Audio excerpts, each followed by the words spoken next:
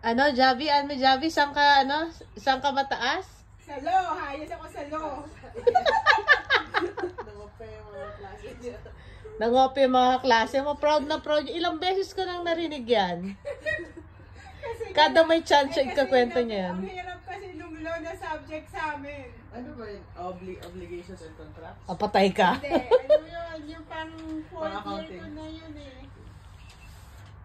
Usapang Ano law. ba may mga subject ng law, ano yun? Yung sa contract, di ba parang pang first, ano lang, sa first, yung medyo maano, Credit transfer. medyo nasa Sales. 3rd year na yata ako. Sales, meron ba? Sales? 3rd year na ba? O Tax? 4th year? Or tax yun ba?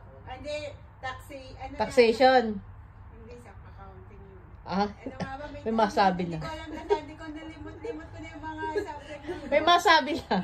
Paano mo may share lang? Parang ang sabi ni Javi, pang matalino lang daw. Tapos sabay tingin sa akin. At least matalino kasama mo si Ria. Kaya ako nagdididikit sa akin, sinabi mo tumatalino na siya.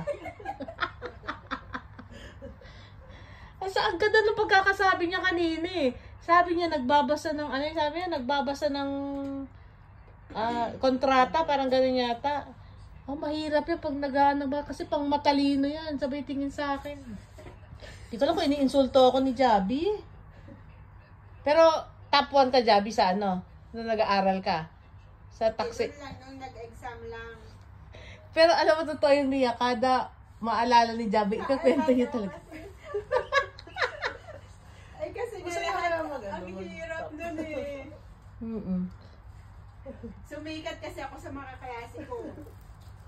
Tapos nangopya na sila sa akin, nangopya. Ay kung mali Di na ba ano din yun? Essay din yung Oh, exam niya. essay yun eh.